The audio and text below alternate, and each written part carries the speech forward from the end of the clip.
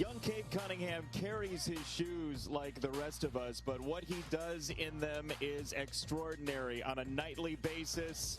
And this is the Big 12 on ESPN.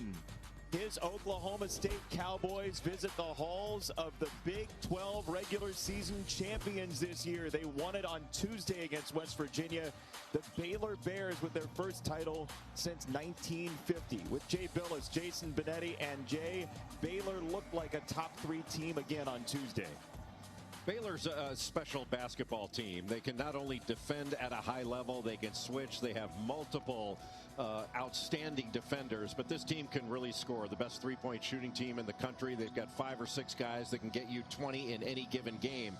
I'll tell you, their defense is going to have to be focused first and foremost on freshman superstar Cade Cunningham, just coming off a 40-point game against Oklahoma. He's leading the Big 12 in scoring at 6'8" and a point guard. He can see over defenses, doesn't force anything, and he finds his teammates, and he's easy to play with. You ought to take some notes on that, Jason. Are you talking about my basketball ability or my announcing ability? Because it's both, honestly. Making your teammates better, brother. You can do it. Tonight it's necessary. After that pep talk, who couldn't be ready for basketball? Oklahoma State and Baylor. And Baylor's first look at Cade Cunningham. He was out for the first meeting back in January due to COVID protocols. And this Baylor team, as you watch tonight, watch their three-point shooting. They're the best in the country at over 42%, Jay. And off the initial miss from Davion Mitchell, it will be Baylor basketball. Jay, this is me setting you up. Well, when they do miss a 3, which is not very often because they shoot 42%, it's an excellent offensive rebounding team. They force a ton of turnovers. Baylor gets extra possessions. Great screen for the screener. Jared Butler for 3 on the baseline, out of bounds for Baylor. Jared Butler set the initial screen, then he got a screen. So when you hear the talking heads like us say screen for the screener, that's what it means. Watch it here. So Jared Butler, number 12, an outstanding scorer, is going to set a little back screen, and then he gets a screen from Flo Thamba, and he's wide open in the corner. Excellent execution on out of bounds underneath. Oh, that's a great cut to the basket. Avery Anderson, the sophomore from the state of Texas, the opening 2 for Oklahoma State. Tough angle from which to inbound the ball, and equally tough to defend it. And Avery Anderson is unbelievably fast and quick. You mentioned Thamba. He's been very active. Couple of screens here to set up this opportunity for Butler, who got wrangled down to the deck. And here comes Oklahoma State in transition. And that throw behind was ill-advised by the freshman Rondell Walker. Yeah, Walker's just got to take that. You're trying to throw behind you against this defense that is sprinting down the court behind the play, and you're going to turn it over every time. Butler again splashes down his second 3. Butler struggled against Kansas in the second game back from Butler's long pause. But since then, he's been outstanding at 25 points, 5 of 11 from 3 against West Virginia, and he started off well in this one.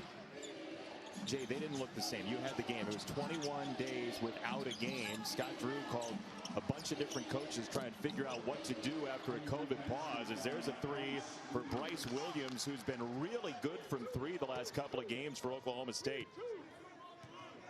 Yeah, the game that you're referring to, Jason, against Kansas and Allen Fieldhouse, Kansas played great, and you give appropriate credit to the fine performance that the Jayhawks put on both ends of the floor, especially David McCormick. But this just wasn't the Baylor team playing in Allen Fieldhouse we've become accustomed to. But they're starting to be back. I think they made great strides in their last game, and we'll see if they get back to what we consider normal, which was very difficult to play against, let alone try to beat. Good pass. There's a passing ability from Cade Cunningham to Caleb Boone. They're running offense in the middle third of the floor, where it's more difficult for Baylor to switch and more difficult to help. And Caleb Boone has been on a tear, and he can finish equally well with his right or his left. What a cut. Davion Mitchell for 2. So explain to us, Jay, on this possession, why being in the middle of the floor is so important against Baylor. when you're on one side of the floor, they can keep you there. Baylor's very good at keeping to that side and also very good at positioning their help. When you're in the middle of the floor, it's much more difficult to establish a help side. And so you're more hugged up to your man. It's easier to get cuts. It's easier to get drives because help is more difficult to position when the ball's in the middle of the floor as opposed to a side when you've established a weak side or a strong side. Great answer, Jay. I did a filibuster there. That way people got bored and didn't really listen to it, so they couldn't evaluate it. Maceo Teague, the jump shots are falling early for Baylor with 10 in the first 3 and change. And to your point, Jason, another really good screen by Flo Thamba. It came at the elbow, going in a direction that's not easy to guard. The action was going away from the basket, and that opened up Maceo Teague for an easy mid-range jumper. A turnover on the carry for Baylor. Scott Drew, his 18th season, first title for Baylor since 1950 in the Southwest Conference. The year they lost in the Final Four to Bradley, a game that Jay was 12 for. Bill Raftery did that game. I like that you pass it along, by the way. Like, you send it to somebody older. Very nice of you.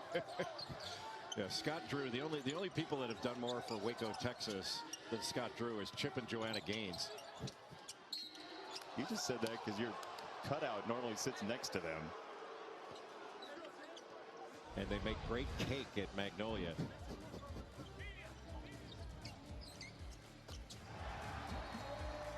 Jared Butler, a couple of jump shots. Baylor, the early lead at home against Oklahoma State.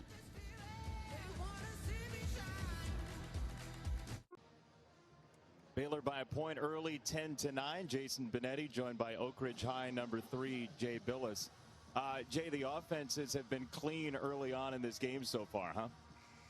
Yes, and I think for Baylor, the concern that I would have if I were on the Baylor staff would be the idea that so far Oklahoma State has looked comfortable when they're running offense.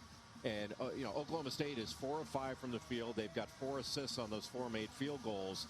And the issue is when you got a young team going on the road, I don't care whether they're fans or not, you want to make this team uncomfortable. And thus far, they've eased into this game, and that can't be good news for Baylor.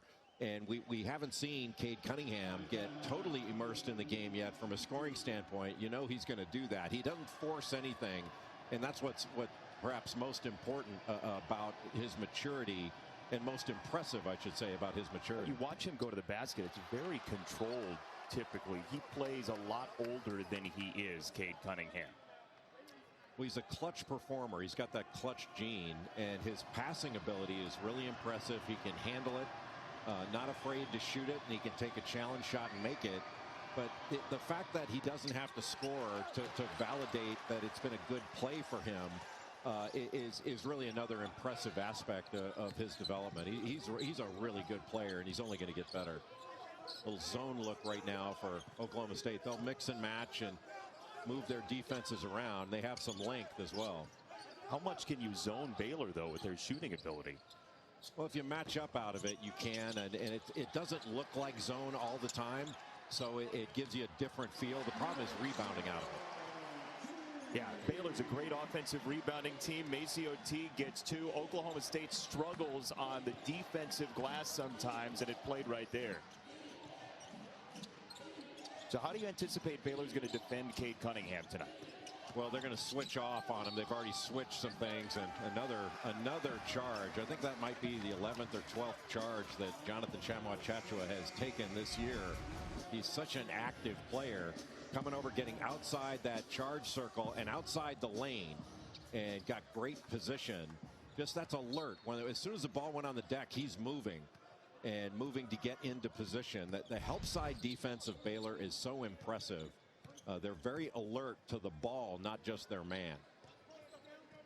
High energy bigs they have. Thamba and then Tchamwa-Tchatchoua there taking the charge as Butler picks his way to the rim, and they play volleyball for the offensive rebound.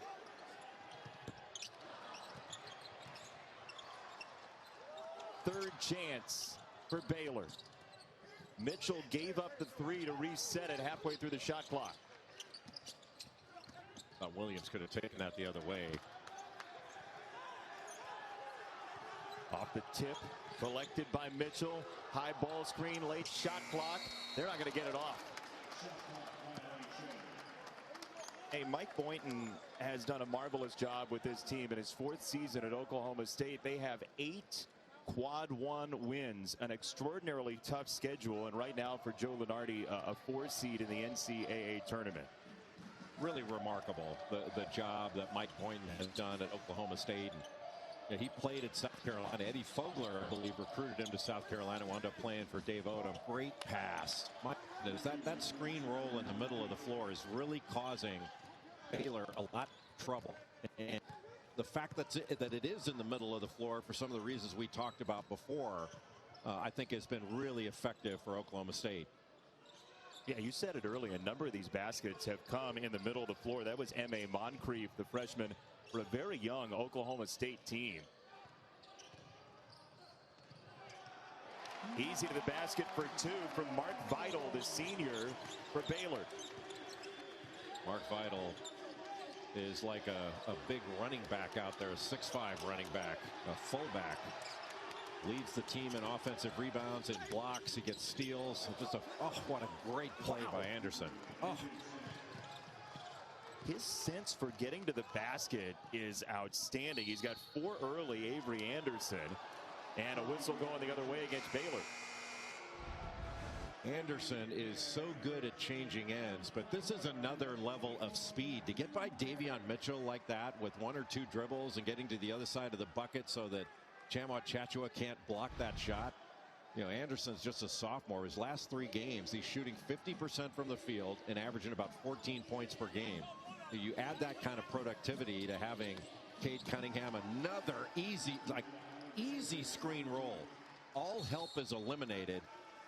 Baylor's defense has been raised, and it has been really efficient for Oklahoma State and impressive to watch. More Jay Billis after 30 seconds.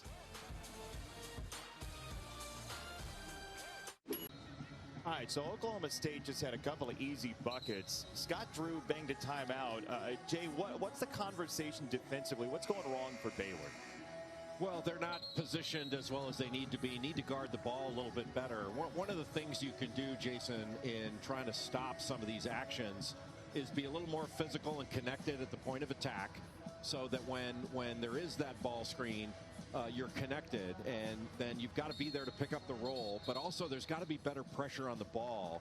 And I heard a great term earlier this year from Tony Bennett of Virginia about pressuring the ball so that you can't allow vision. He basically said, don't allow your opponent to window shop, to just stand there and pick you apart. And there's a great play. Back screen, lob out of the timeout, really well executed. We're watching an execution clinic on the offensive end for both sides. A couple of beautifully drawn up plays too as Tchamwa Tchatchoua finished that off. Back cut and left short on the welcome mat by Walker. What a pass by Cade Cunningham. Yeah, he scores well. Yes, he can get to the basket, but man, his vision, his understanding of what the smart pass is, Jay, it's exceptional. He's got a ton of ability. And we just saw when the ball went out of bounds. I think it was Williams just took one in the chops from the official when he was signaling it. But a great back screen by Flagler gets Tchamwa Tchatchoua open at the rim. He's a lob threat. And now a little box set out of bounds underneath. Earlier we saw a screen for the screener action. Let's see if they run the same thing. We get a low bridge situation on the point for whose ball it was. Baylor's got 5 offensive rebounds early in this game. That's going to be a story all day long. Little sidestep from Flagler to set up Baylor and a 3-point lead. And they say the mid-range game is dead. Flagler shoots 42% from 3, but that shot fake opened up an easy mid-range jumper, and he swished it. A slide by, no good for Bryce Williams.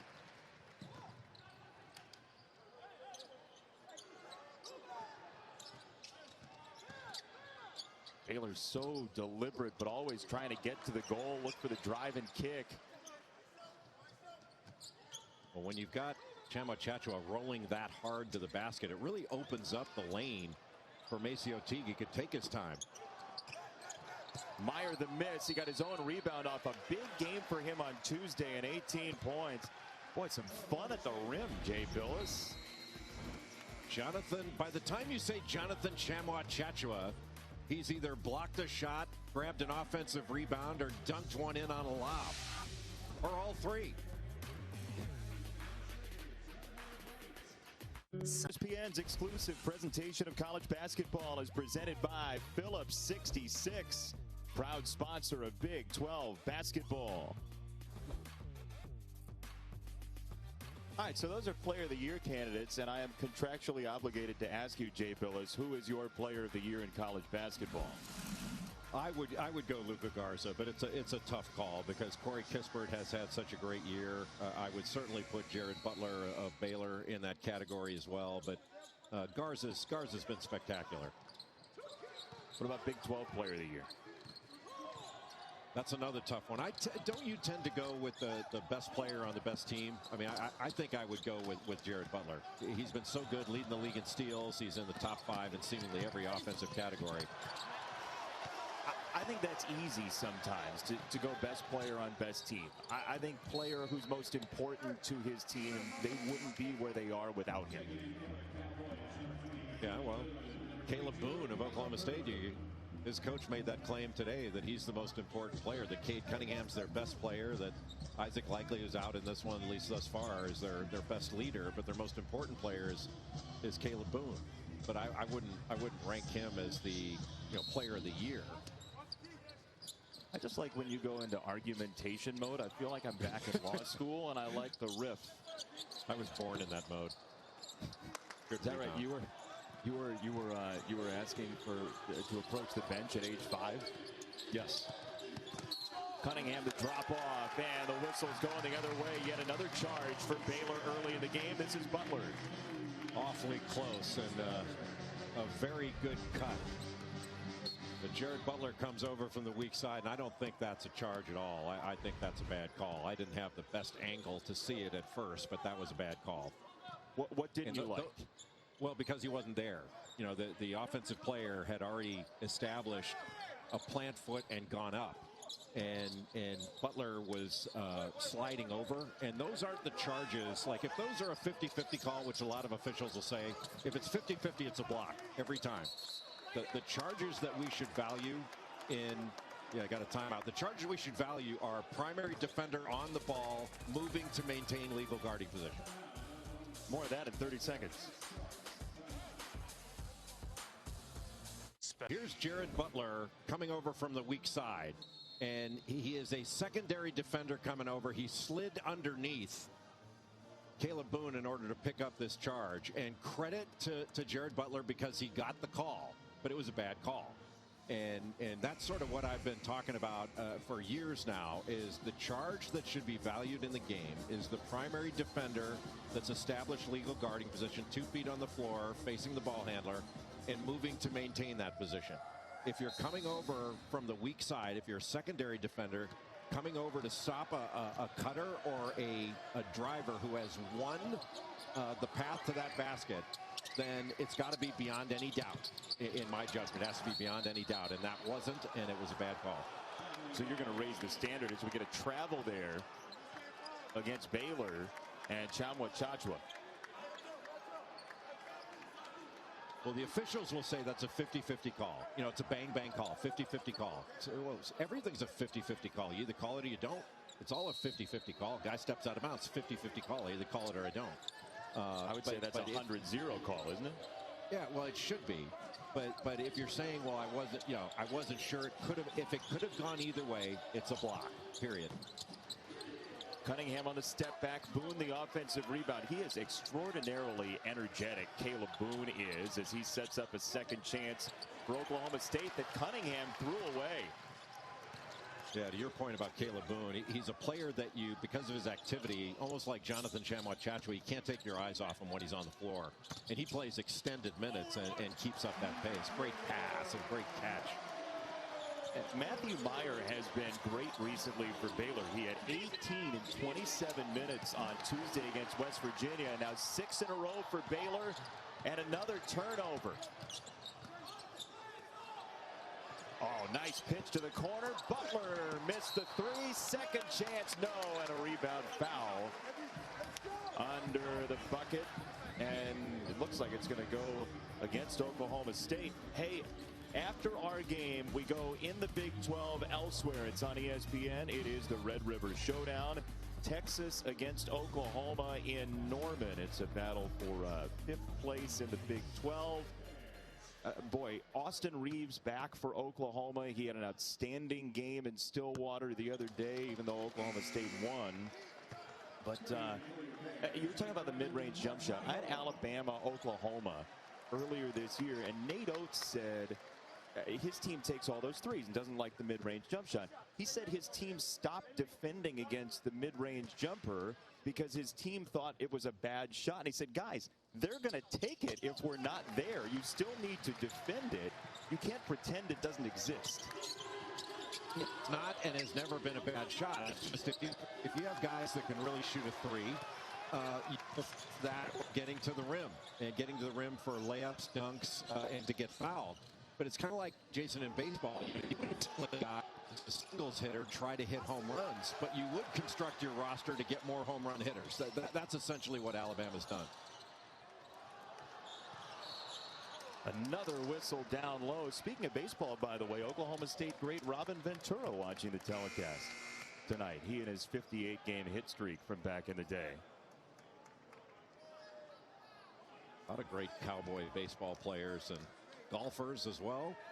Got a great history there in so many different sports. I thought you were going to list off people like John Wayne, who were also baseball fans when you said Cowboy baseball players. Yes, Rogers was a huge basketball fan. Nice job by Davion Mitchell inside to guard Caleb Boone. Got switched off on him, fronted him, wouldn't let the ball go inside, and then blocked out as well. Meyer rampaging to the rim for 2 more for an 8-point Baylor lead. An underrated athlete. When Matthew Meyer comes into the ball game, he comes in ready to shoot, but caught that off the dribble because the defender Boone had overcommitted. And he knew it. Just getting to the other side of the rim to complete that play. Matthew Meyer, as you mentioned, coming off a great game against West Virginia, had 5 rebounds to go with 18 points, went 3 of 5 from 3. And it's sort of a wild card when he comes in because you can think that hey, he's conscience free in taking shots. And I remember Scott Drew telling me, the player, that he wasn't assertive in high school. And he certainly shed that late in college because he comes in looking to score right away. Cunningham, no. Second chance, yes, for Bernard Kuma, the sophomore off the bench for Oklahoma State. Meyer, by the way, has a little party in the back there on the lettuce. Yeah, would you call that a mullet or Prince Valiant haircut? It's an aspirational mullet, I think. Any hair is aspirational for me. Cunningham ahead, and 2 more for Kuma down low. Well, in the scouting report, I know every coach, when they talk about Kuma, says don't let him outwork you. He's going to screen and roll and offensive rebounds and drop-offs and running the court. Don't let him outwork you. And already, for 2 buckets, he's outworked Baylor. Wow, Meyer just wrestled away for an open 3. He's got 7 early for Baylor. Matthew Meyer, to show you how productive he is, per 40 minutes, averages 22 points, 10 rebounds, and 3 assists. Per 40 minutes. That's pretty darn productive. Physical defense, Maceo Teague there against Cade Cunningham. And Maceo Teague has length as well. His arms go forever. There he is in the corner, and Baylor has a 10-point lead to a point in timeout.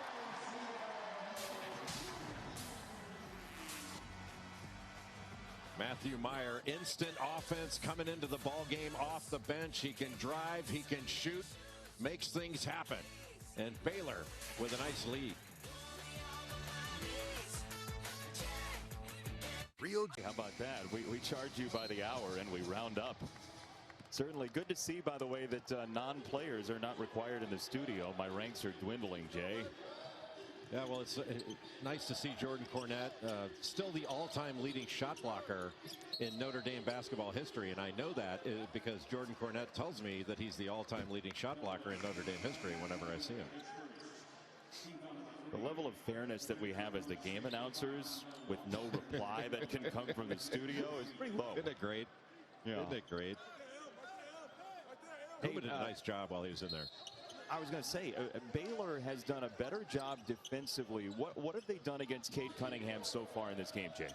A little more pressure, and they're moving Cade Cunningham around now. Mark Vidal just on him, passed him off to Davion Mitchell. Now they're trying to keep him off the ball and draw some defensive attention. Now Matthew Myers switched off on him, and he's taken that on. And a really nice move to get to the middle of the floor and then spin back.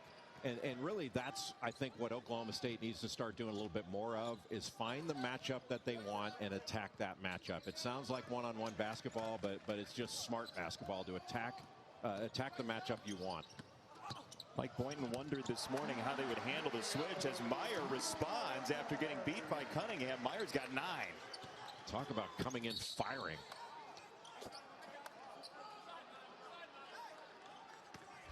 So on this possession, Mark Vidal started out on Cunningham, then Mitchell, then he was passed off to Matthew Meyer, and he just took him middle and then spun back. And once you get in the middle, you could see that, it eliminated the weak side help.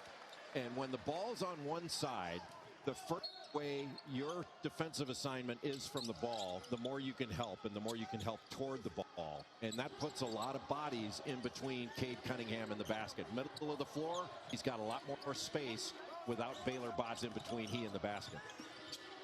He started this possession on the ball through the double. It's 2 for M.A. Moncrief. And Moncrief had a nice game against Oklahoma as well at Oklahoma. He had 12 rebounds in that game, and versatile, can drive it, finish. Good.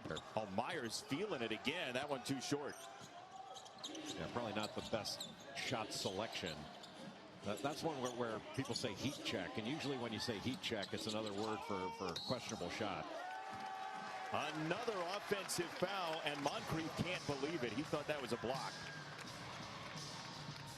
Yeah, that's the 3rd charge in the first half that Baylor has drawn off of a secondary defender.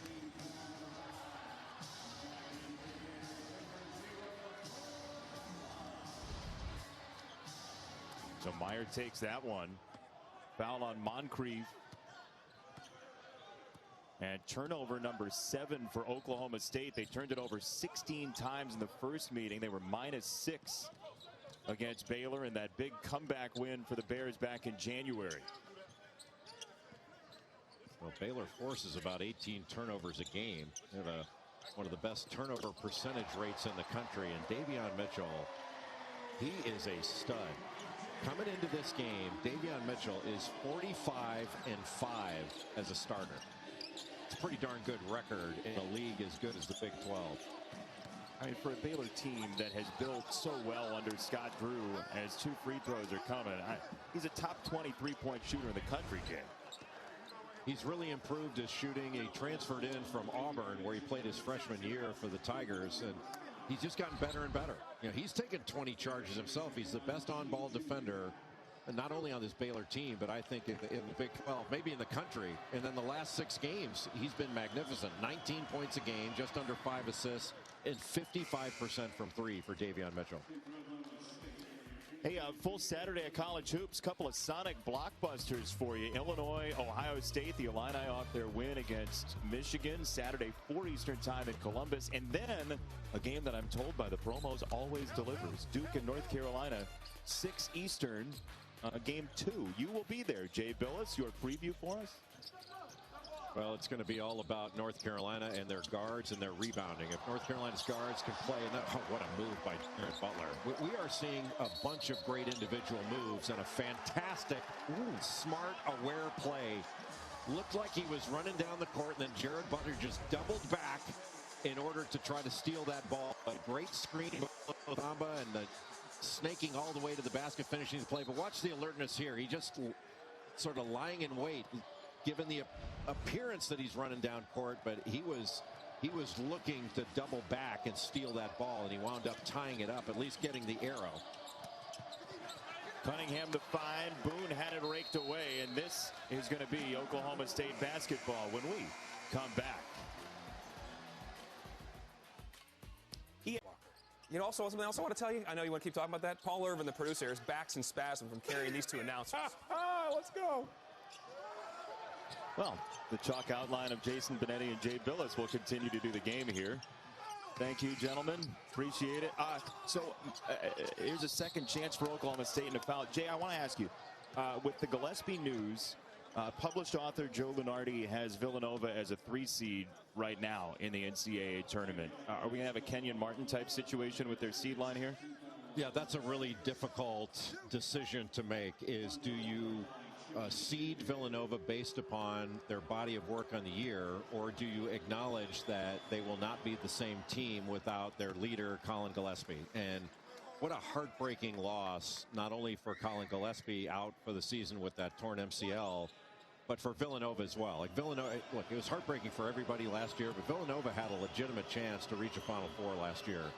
And then again, when I believe they have a legitimate chance to believe that they're a Final Four caliber team and could do something special in the NCAA tournament, to lose a leader and a Cousy Award candidate in Colin Gillespie, what a horrible break for Villanova. Throwaway by Butler off the turnover. Oh, swatted away by Mitchell on the recovery defense. Just a special player on both ends. What a pass. Just a special player on both ends of the floor, Jason. Tremendous up and down left lane, foot on the gas pedal action from Waco, as here is Boone spinning into the double and a foul.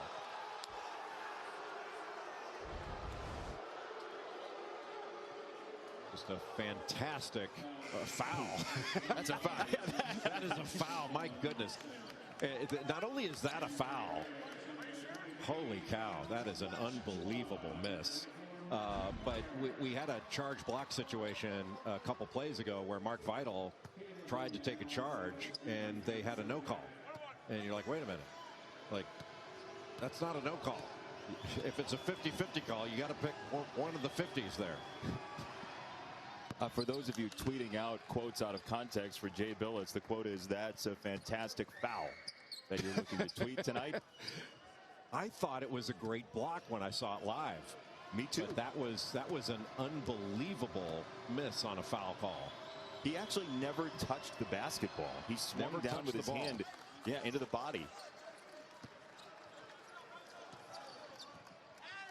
Oklahoma State 8 free throw attempts. Baylor is 5 for 13 from 3 to the tune of an 8-point lead after winning the Big 12 regular season championship on Tuesday. Oh my, a hammer from Butler. Set play to get an isolation on the left wing, and then when the ball screen came, everybody's worried about guarding the ball screen, and Butler just refused it baseline.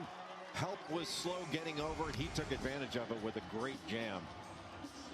Worried about the ball screen, got past Moncrief and all the way to the rim, got by Bryce Williams, and just a tremendous move by Jared Butler.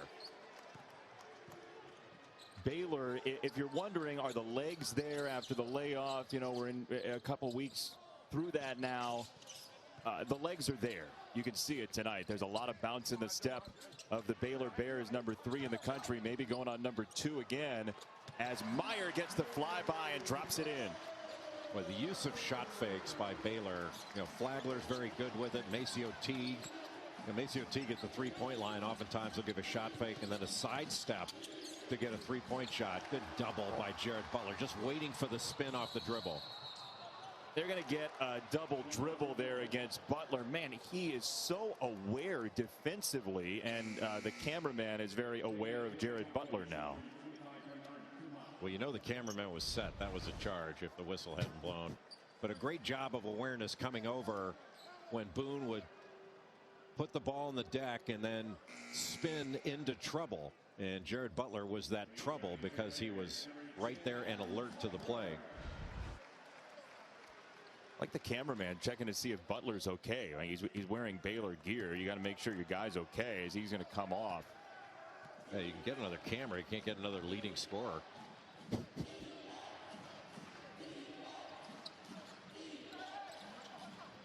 Chant of defense at the Farrell Center. 2,000 plus in attendance. Off the spin, Williams, no dice. Meyer the rebound and always looking to push. Chachua bothers that shot to the point of changing it. Then he's the first one down court and dragging the defense with him. Now back to the zone. Got to penetrate this zone. You can't just throw around it. There they do. Mid-range jumper, no for Flagler. Again, a second chance. Finally cleared by Keelan Boone in Oklahoma State. Cunningham up ahead for Anderson in the corner. That would have been big for Oklahoma State in the final minute plus in the first half. And one of the few times that Baylor didn't get back with a sense of purpose in transition. Maybe some tired legs there defensively for Oklahoma State. Mitchell just sped by for an easy 2. Baylor has been relentless in this game. Got off to a little bit of a slow start defensively. Gave up some easy baskets when Oklahoma State was running good offense, pick and roll in the middle of the floor. But since then, it has been all Baylor Bears. Cade Cunningham 2 for 8 in this first half as that one goes down. And it's an 11-point game as Anderson knocks down a shot for Oklahoma State. Anderson was what you'd probably call a ball dominant guard in high school, but has really improved his game. Is just having an excellent year. Final seconds, mishandle from Mitchell, and that will do it. But Baylor puts up 42 in the first half. The number 3 team in the country. Off the win against West Virginia. Jared Butler outstanding. Baylor's defense very good against Cade Cunningham in the first half. Now to the studio. E-Trade halftime report. Dallin Cuff, Jordan Cornette, block leader. How many? The Big 12 regular season champs, an 11-point leader at halftime. 42-31 over Oklahoma State. And we thank you for joining us once again. Jason Benetti with Suburban Castaway Jay Billis. Part of the reason Baylor has the lead is because of that shape-shifting defense against Cade Cunningham. They put a lot of different guys on Cunningham. Baylor was switching on every screen and exchange. So you had Mark Vidal on him. Jonathan Chachua guarded him. Flo Thamba switched off on him. Here Maceo Teague guarding him with his length. Little step back. Teague able to bother it. A difficult shot. And Matthew Myers able to rebound it. And then you've got Davion Mitchell on him. We said Mark Vidal. Here's Jonathan Chachua. Another step back under pressure.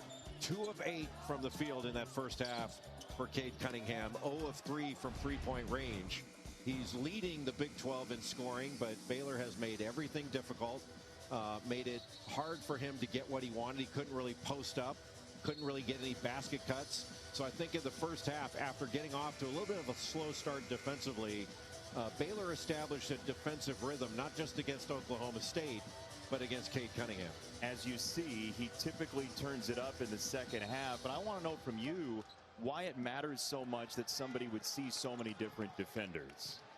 It's just not a steady diet of one thing where you can get used to it. And Oklahoma State starting off in a 2-3 matchup zone. And trying to stick with cutters, may go to man out of it at some point, but sticking with it. To travel against Maceo Teague in the 8th turnover for a Baylor team that usually only turns it over 12 times per. Yeah, your point about switching it up on Cade Cunningham. You know, a lot of coaches say, hey, we're not going to give him a steady diet of any one thing. We're not going to guard ball screens the same way. We're going to switch every time. We're going to do things differently. We may trap at times. It's so the player doesn't establish a rhythm of seeing the same thing over and over. And basketball is a game of rhythm. Establish yours, disrupt theirs. And so far in the game, Baylor's been able to establish their rhythm on both ends of the floor and totally disrupt Oklahoma State's.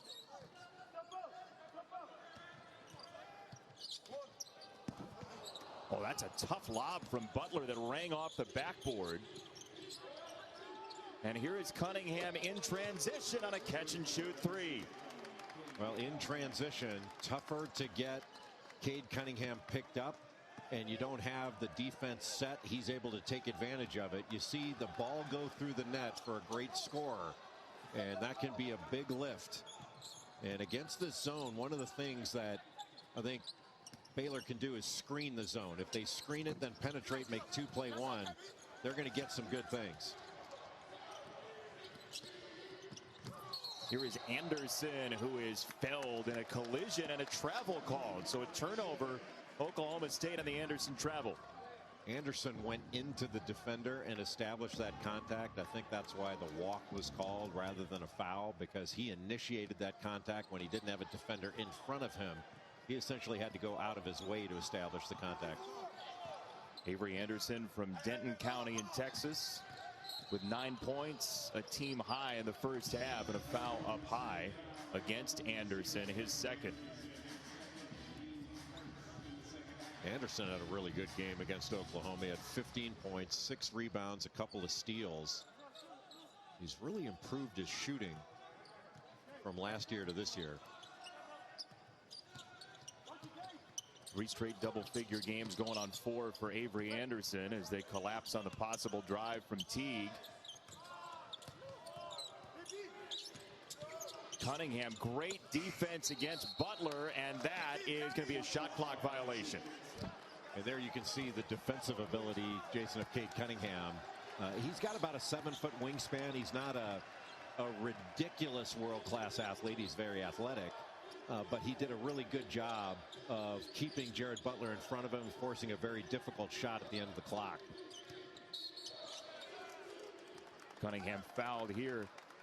There was a story on ESPN.com today about who Cade Cunningham reminds a number of our writers of. When you watch him, what would you add to the list that we're seeing here of Cade Cunningham comparisons? He reminds me, because of his skill set, not necessarily his body, of better shooting Ben Simmons, because he does so many things. He's trying to post up Mark Vidal there, and Vidal just pushes him totally off the lane. Look how far out he's got to catch that.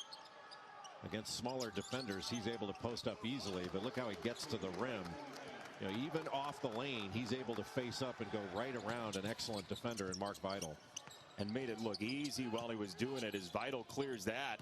And an extra pass gets a drive for Baylor, and a foul called as Teague was attacking the rim. Just that ball movement where the ball goes from side to side, and then because the defense had to move, had to recover, then Maceo Teague attacks the closeout. You know, you attack off the first pass, you're attacking a set defense. Now all of a sudden, Rondell Walker's got to close out to Maceo Teague. He just blew right by him and got all the way into the paint. You could take your pick on the foul. They got Anderson. That's his 3rd personal. And here is Maceo Teague, a very good free throw shooter. But Baylor is 336th in the country in points off of free throws. They do not find their way to the free throw line a whole lot. A little surprising, because it's an athletic team. They've got a lot of good drivers, but because they shoot it so well, their drives are often to kick it for open threes. And they don't really have a low post threat that they can throw it into that is going to score, get fouled, or both down in the low post. You know, their big guys are more screen roll guys, activity players, and they're really good. Flo Thamba and Jonathan Chamo-Chacho are very, very good. But this is a perimeter-oriented scoring team. That's a good call. It's a double dribble. Anderson lost the ball, picked it up, and he had a teammate who had a chance to pick it up anyway. Anderson went and did it himself, and Mike Boynton lost his towel and his temper at the same time. Yeah, I think he's saying it went off of somebody else. It was knocked away and went off Jonathan Chamo-Chacho. That's why the ball went out toward midcourt, but the officials disagreed. Mike Boynton has a tremendous recruiting class, not only this year, but also coming in. Beautiful pass down low. Yeah, to your point, Mike Boynton has done a really good job recruiting. This class is excellent, not just because of Cade Cunningham, but Boynton is a really good basketball coach, and he's got a demeanor that is so good with the players. He's so smart, and I think he takes not only the current view of wanting to be competitive today, but also the long view of what it takes to be competitive in the long term. I'm just so impressed with Mike Boynton as a person and as a coach. His player wearing 0, Avery Anderson, just picked up his 4th personal foul, and Mike Boynton said something today that I had not heard from a coach this year in COVID-19. He said one of the toughest parts of coaching this season is the bench structure, that sometimes because of the staggered benches, he'll turn to his bench and not be able to find a player that he wants to send into the game. So he said, when I take Cade Cunningham out for, a minute or 2, whatever it is, I call timeout to get him back in because I don't know where he is all the time. Yeah, oftentimes I think they can fix that by just assigning an assistant coach to Cade Cunningham wherever he goes to make sure they can get him back in exactly when they want. But when I came out of the game as a player, I would have loved to have this kind of bench distance to stay away from the head coach, who usually wanted to yell at me for everything I did. And that's another great pass. Mitchell to find down low for another 2 inside. Maceo Teague has 4 quickly for Baylor here in the second half. Baylor not only moves the ball, they move themselves, and there's a really good cutting team. And they not only cut, they cut intelligently.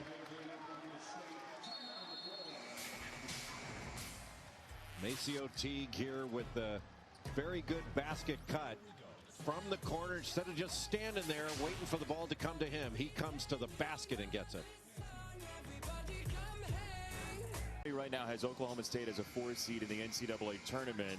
It came down before the year, a 2021 postseason ban for the basketball team due to Lamont Evans and what he did as an assistant coach at Oklahoma State when he was there. Oklahoma State is currently appealing, which means if there's no decision on the appeal, the Cowboys would be eligible for the postseason. Jay, what do you see in the whole situation here for Oklahoma State? Well, it was a clear case of the NCAA Committee on Infractions over punishing Oklahoma State because of the actions of one person. And South Carolina had the same issue with the same coach, and they got 2 years of probation. So I believe that Oklahoma State has a very good case in their appeal. If the appeal isn't decided by essentially the start of the Big 12 tournament, you're going to see Oklahoma State not only play in the Big 12 tournament, they'll play in the NCAA tournament, and the appeal will be heard later. But I think given that Georgia Tech was just successful on its appeal and South Carolina was punished for the exact same thing, that Oklahoma State has a good case. And I happen to agree. I didn't earlier. I thought that the appeal would be difficult to win, and therefore it was kind of a decision by Oklahoma State to sacrifice maybe next year's tournament for this year's tournament. But I think they're doing the right thing. Play this year because you believe you're going to win your appeal. And I happen to believe that they are going to win the appeal. They may not, but I think they are. You believe that now simply based on the decisions that you outlined before, Georgia Tech and South Carolina? Yes, I think based on the punishment of South Carolina, which, 2 years probation, and that's the end of it. That just shows that Oklahoma State was mistreated. And some would say, draconian penalties. I don't think it's draconian. It's more Byzantine, but just equally wrong. Yeah. Hammurabi's code applies here. Is that what you say? Yes, and then you're stuck between Scylla and Charybdis, and things get out of hand. You want to at least lean one way or the other towards Scylla or Charybdis, not be directly in between as we get a offensive foul against Baylor. But a credit to Cade Cunningham. I mean, not knowing if you could play in the postseason and still showing up to Oklahoma State for the one season. Mike Boynton told us on Cunningham, who's heated up a little bit in the second half, that he came to him early, Cunningham did, and said, if you're not going to coach me, this is not going to go well. He is a very coachable young man.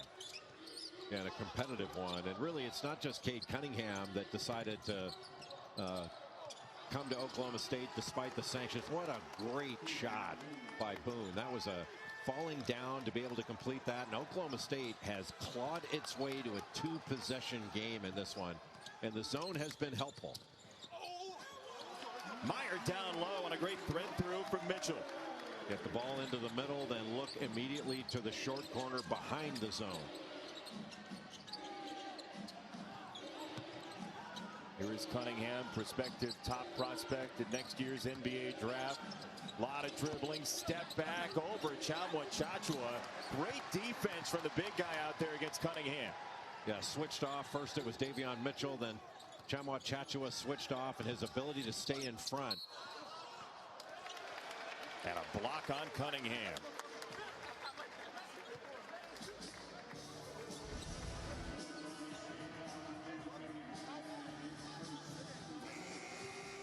No question that was a block, but we had one earlier in the game just like it, called a charge, so you never know, but it's nice to know the officials are capable of calling a block.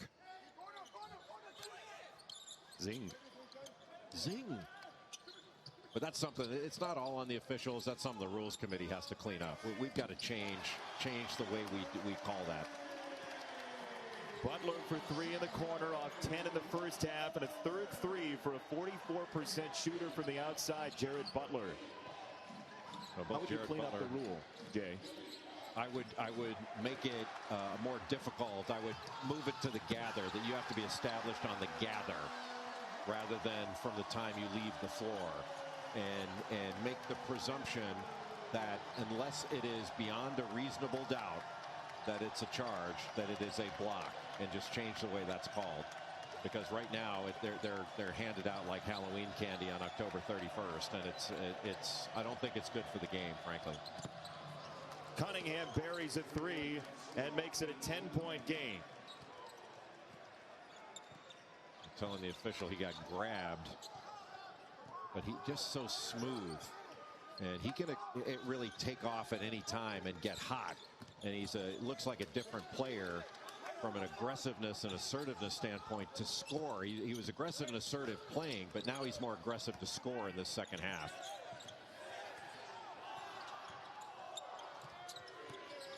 A casual late shot clock turns into a stuff try, rejected by the rim, and Chachua. Well, he missed that one, but the execution at the end of a clock, there is no panic in this team. But it looked like he got hit up top. Moncrief took a swipe at him, and I don't know whether he got his arm. Scott Drew doesn't look like he's upset at the miss. He looks like he's more upset at a missed call. Rarely do you see the Valparaiso Nice go away with Scott Drew on the sideline. I don't think the Valparaiso Nice ever goes away. The Drew family Nice gene is hard to shake.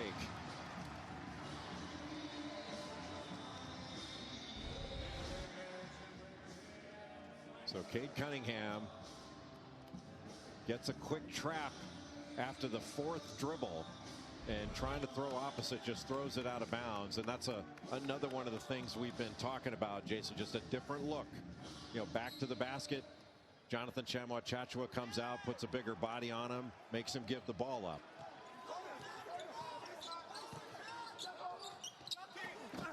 Back door, Meyer stuffs it home. That was a full half-court lob. Just an overload on the left side. Jonathan Chachua comes up into the middle. That draws up the middleman, and then the backside defenders 2-on-1, and an easy lob for Matthew Meyer. Cade Cunningham used the muscle there, by the way. He's got 10 in the second half for Oklahoma State, trailing by 10, looking for yet another quad 1 win. They have 8 of them already this year in a very tough schedule. A tough pass from Meyer. One of the ways to attack a zone is with an overload. And got an overload on the left side. Chachua comes up in the middle. That draws up the middleman. Wide open lob. Why are you yelling at Dan Shulman in the middle of a college basketball game? Why do you have to do that? Because I've trademarked it always delivers. Not allowed. He's going to hear from my lawyers. Is that you? You're just going to call him? No, I don't. Only a fool represents himself. Cade Cunningham off the turnaround, splashes it down for 2 more. That's 12 in the second half for Cade Cunningham, the dynamic Oklahoma State freshman. Everything is so easy, or looks easy. It's not easy, but he makes it look easy. And right now, Cade Cunningham playing in the middle of the zone, and you can expect that Baylor is going to try to attack, and definitely attack the offensive glass, because the Cowboys have become much smaller because of the substitutions they've made. Meyer to the free throw line. He's going to get 3 shots on a tough foul against Keelan Boone. First one is good. Saturday night stack card, UFC 259, 3 titles on the line. Prelims 8 Eastern on ESPN, ESPN Plus, and ESPN Deportes. Then the main card 10 Eastern on pay-per-view. English or Spanish. Sign up today, ESPN.com/PPV. Cade Cunningham, we know he's competitive. You've talked about it. Mike Boynton mentioned to us about Cade's brother, Cannon, who is an assistant coach for Oklahoma State. Cannon, former SMU player, very good under Larry Brown.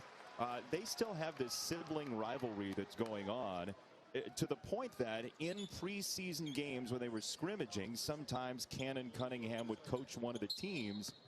And Cade said to Mike Boynton, I don't want to be on Cannon's team because I want to beat Cannon's team. That's good brother on brother stuff. I like that. That's the same move that he turned into a pass. And then up top, no good for Williams. Yeah, with Cunningham's length and his passing ability, he's able to see over so many defenders, and he's had a few turnovers in this game. I think he's turned over 4 times, but it's really hard to speed him up. He doesn't allow many defenses to speed him up.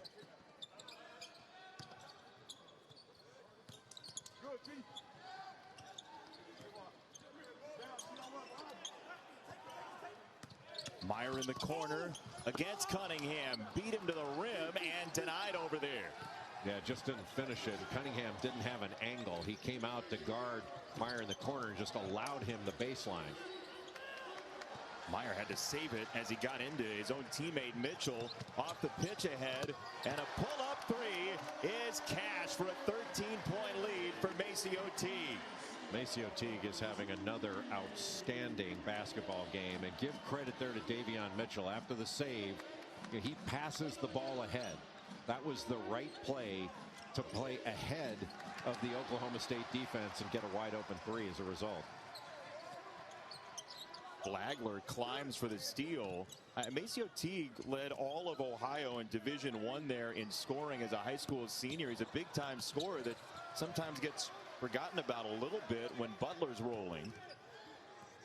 It's hard to believe. I mean, he started out at UNC Asheville. He was 2 times All Big South, and Adam Flagler was a Presbyterian playing for the Blue Hose.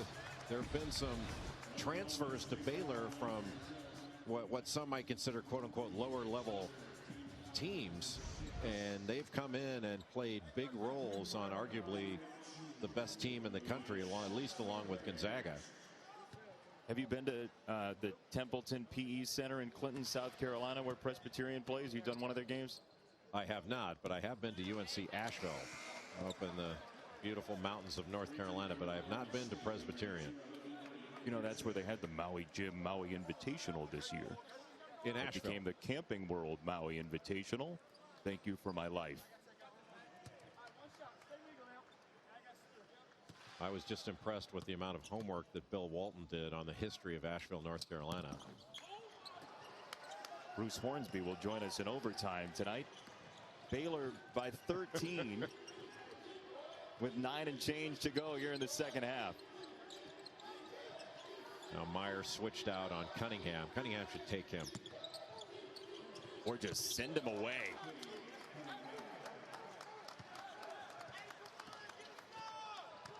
And that's no disrespect to Matthew Meyer. That's just a difficult matchup. And Cunningham needs to get the matchup he wants and then go after it. Back in 30, no flipping.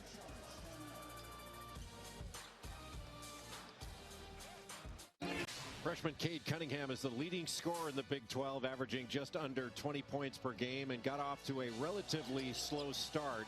I would say just in establishing his rhythm as a scorer, but in the second half was able to establish a much better rhythm when he got a rhythm jumper in transition. This was his first bucket of the second half off Anderson's pass, able to step into that three, and since then Cunningham has been excellent in finding his shot. He's got 18 points, 8 of 16 from the field, 4 rebounds.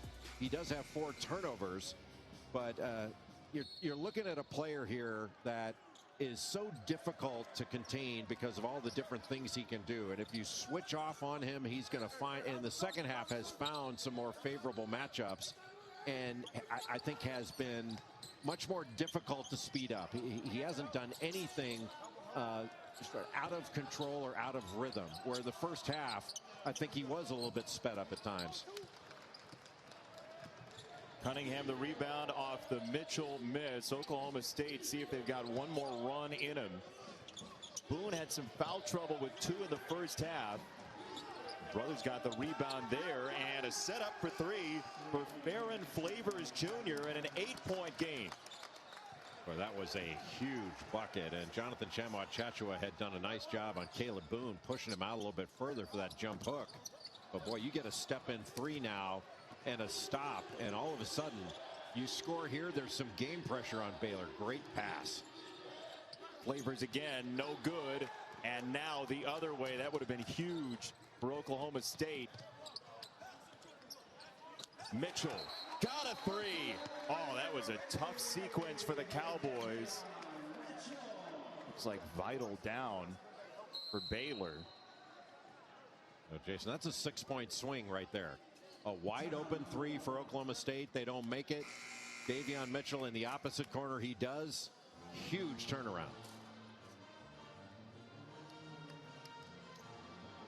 You ever think pound 12 against UTEP right now? Back to Jay and Jason. The Miners. By the way, how did Michigan State not get that rebound? There were 3 people at the end line, and they somehow didn't rebound. Tom Izzo's got to be livid right now. Yeah, not going to be happy about that one play. Looked like there was a goaltend there by Jonathan Tchamwa-Tchatchoua. Or at least they're calling it a goaltend. He's taking it in stride. He's so active. I don't know. I guess it must have been on the rim when he got a finger on it. But I'm so impressed with Caleb Boone, his ability to score with his offhand around the basket. He's right-handed, but he scores so easily with his left hand around the rim. Top 100 recruit coming in as a sophomore out of Tulsa now, as Cunningham gets bumped off the spot by Flagler. That'll be foul number 3 against Flagler.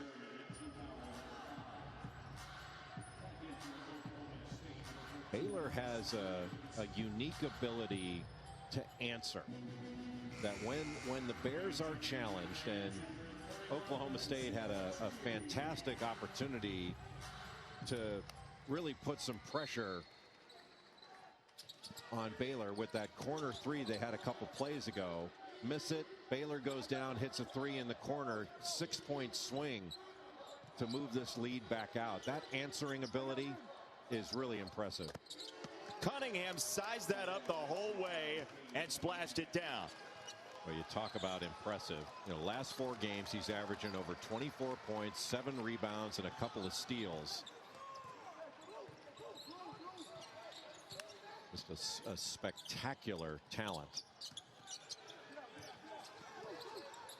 Baylor on its heels a little bit. Oklahoma State with some defensive energy, and a turnover thrown away by Baylor.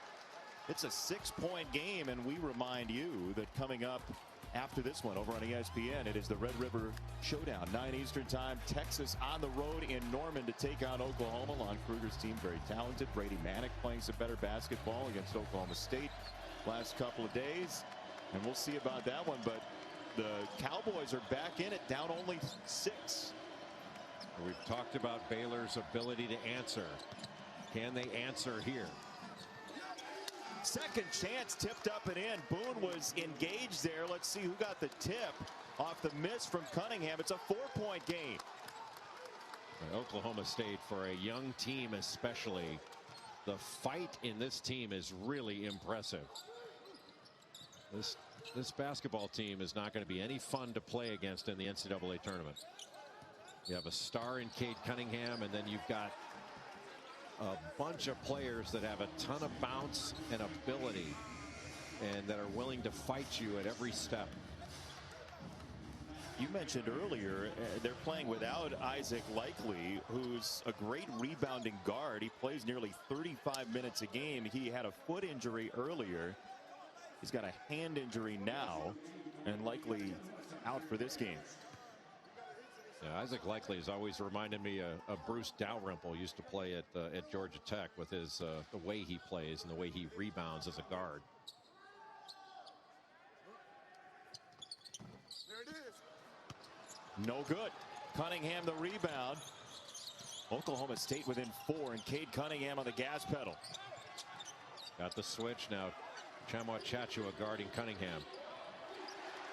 And he just lost the dribble. Teague stepped through, got it for 2. Swashbuckling through the lane. Little Euro step to get to the rim, and Cade Cunningham, when he got the switch and got Chamwa Chachua on him, just got casual with the ball. It was nothing that Chamwa Chachua did other than his presence. And all of a sudden, we got 2 turnovers and Baylor taking it the other way. In the corner, Jared Butler. We'll talk about answering back. Oklahoma State put some game pressure on Baylor, and Baylor answers back and moves it out. That's what championship teams do.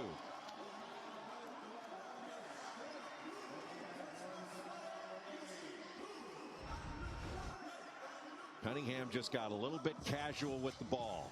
Just lost it about, as you mentioned before, Jason, sizing up the defense. And then Maceo Teague able to score. Next time down, another turnover, pass ahead. And guess who? Jared Butler spacing to the corner. 20 years ago, you would have asked your cutters or your running the floor, get wide and attack the rim. Now you're saying get deep into the corner, flatten out that defense, and then get an open 3. Baylor now 9 for 22 from 3 in the game. Butler has 18, and the good news is Butler's okay. He ended up cutting his finger in the first half on a camera after a play at the other side of the court. He ended up barreling over the cameraman, who turns out to be the creative services director for the Baylor Bears, who on Twitter has, through Baylor, claimed that it was a charge against Butler. But we're glad to say Justin Hoff is okay, their cameraman, as well. I know you stand up for the managers. I stand up for all the camera people. Okay. As well you should. Because that way every once in a while they can put us on camera instead of being on ESPN radio. Why are we doing radio today? Here's a 2 for Boone, and it's a 7-point game.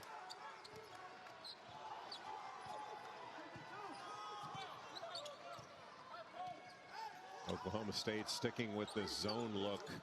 The wings are up, so you can attack along the baseline and in the corners. Teague flaring into the corner, now a step toward the goal as Butler drove. This is Teague against Cunningham.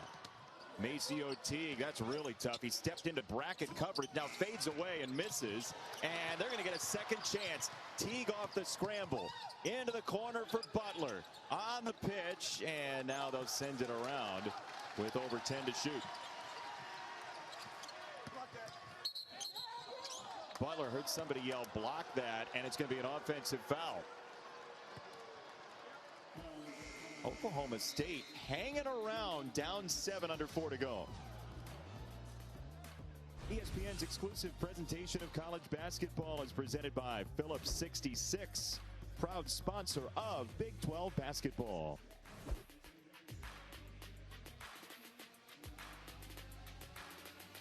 We'll make this. Jay?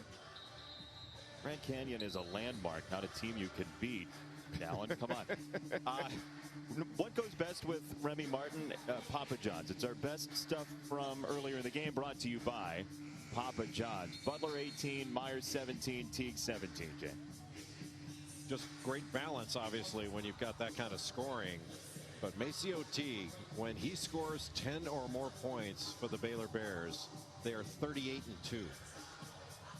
38-2 when he hits double figures. Did you tell our folks who run the scorebug to put that on the screen to back you up? No, I keep all my good stats to myself. I don't share them with anyone. Heard that from coworkers. 7-point game. Flavors playing some significant late minutes as Cunningham dribbles into a three. What a big time shot. Tchamwa Tchatchoua had switched off on him, and just a little bit of a fake that moved him back just a bit and created that space. And Cade Cunningham in the second half has been spectacular. 17 second half points, 21 overall. Tell you what, basketball looks like such a low-stress enterprise for him, even in big spots, as Cunningham makes it a 4-point score. Butler, that was nifty. What a great move by Jared Butler. We are seeing two players that are making the difficult look extraordinarily easy. Jared Butler and Cade Cunningham. The plays they are making are not easy. They just look it. Oh, right down the boulevard. Boone drops it in and stuffs it home. That's one of the reasons you can't take your eyes off Caleb Boone. His activity level, his athleticism, and shots like that are why he's shooting 72% from the field in his last 11 games.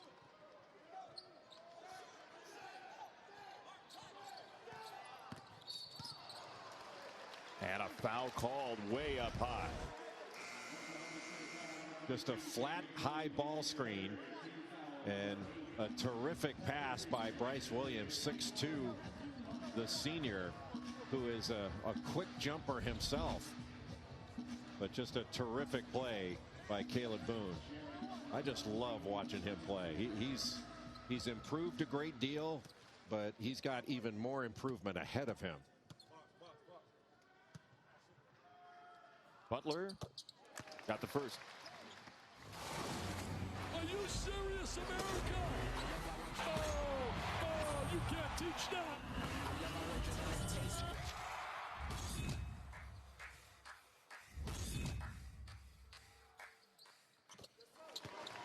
Illinois was awesome the other night against Michigan. That's the first time Michigan's looked like that all year, as Baylor takes a 6-point lead with 2 minutes to go in Waco tonight. This is a really big possession, and let's see if they can get the switch they want. Now it's Mark Vidal switched out on Cade Cunningham. Got a lot of space. Entry pass deflected and taken away by Meyer. The hand on it for Davion Mitchell. Tough pass along the baseline, and Mitchell, they talk about a great defender that makes a key play with the game on the line. Davion Mitchell making a case for National Defensive Player of the Year against his teammate Mark Vidal.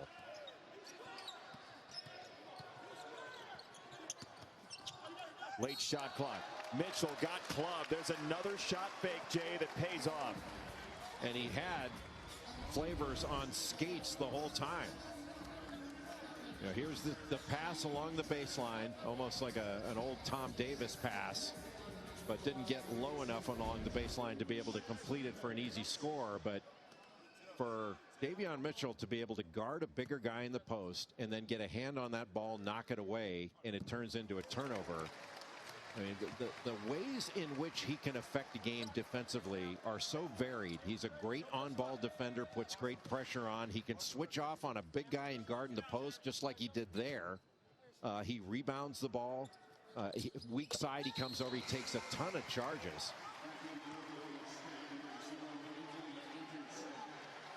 I mean, Davion Mitchell's taken 20, I think it's 20 charges on the season. And he's done it as a primary defender, sometimes as a secondary defender. What does Cade Cunningham have as a final act today? It's an 8-point game. Bryce Williams with the ball now. And a beautiful find and a rim run there for an easy stuff for Boone. Well, Boone did a great job of cutting to the basket instead of just standing. He just barely got that across midcourt. Tic-tac-toe from Meyer, and he's going to the free throw line with a 6-point lead. Well, that's the way you attack pressure. You attack pressure at the point it's applied and break that pressure to score. And Mark Vital could have easily just caught that ball and gone up himself, but got into the cutter, Matthew Meyer, who also happens to be the far better free throw shooter.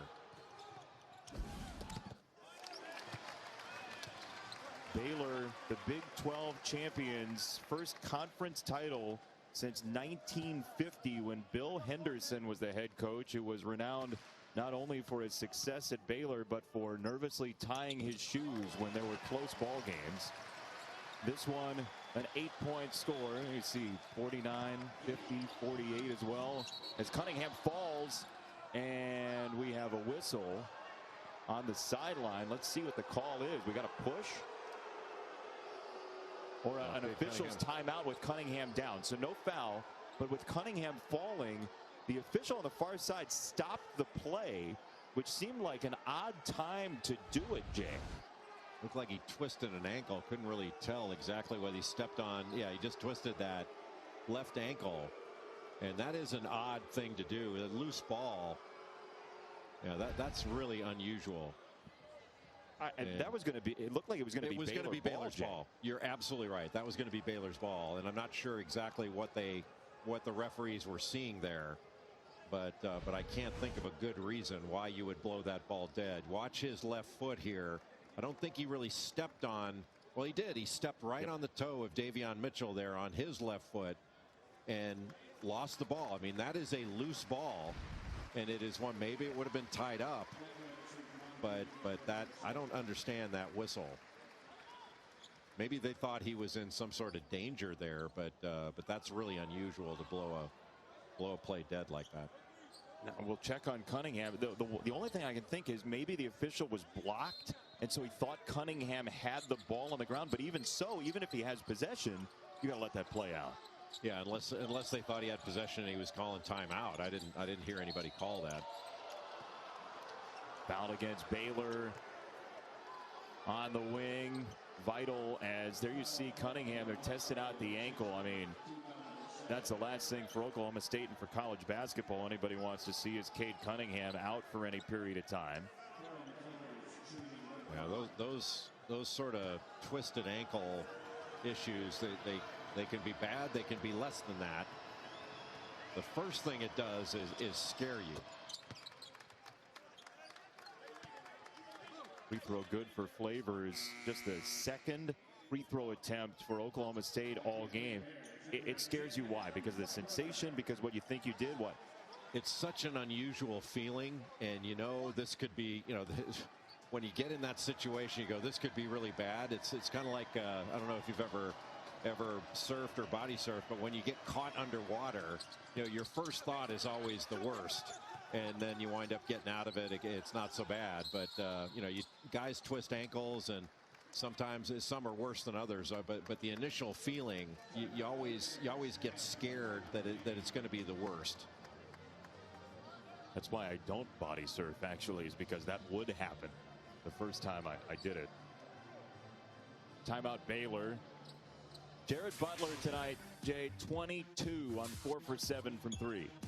Well, Jared Butler had a rough night against Kansas in the second game back from the pause, but since then he has been the Jared Butler we've come to know the whole season. At 25 points against West Virginia, went 5 of 11 from 3 in that one.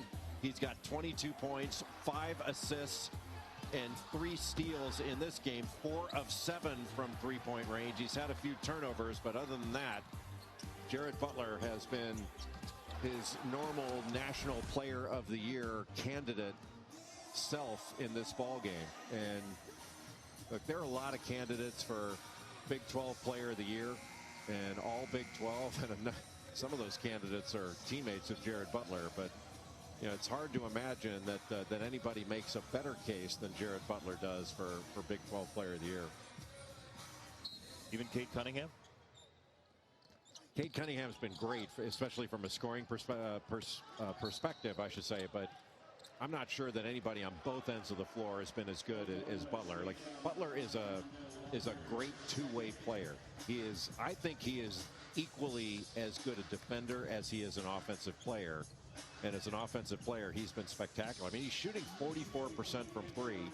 He's made now in this game combined to coming in 50, I think it's 58 threes on the year. So he's leading the Big 12 in three-point field goals made and three-point field goal percentage. He leads it in steals.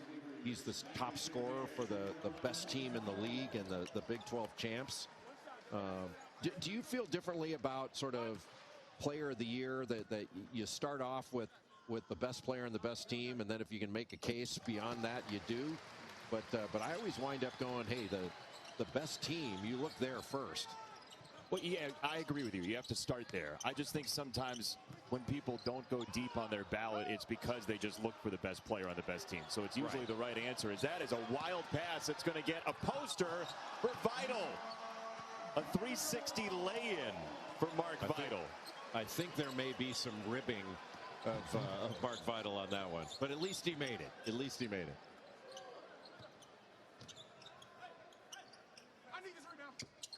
Late three. Somebody just said, I need this rebound, as Baylor does get it by 11 over Oklahoma State. Entertaining game from Waco.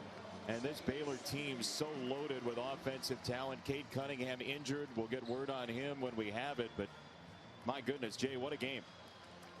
Baylor is a special team. They can beat anybody. They can win the whole thing. For Jay Billis, I'm Jason Benetti. For our entire crew, 81-70 Pac-12 basketball coming. But first, Dallin Cup, Jordan Cornette.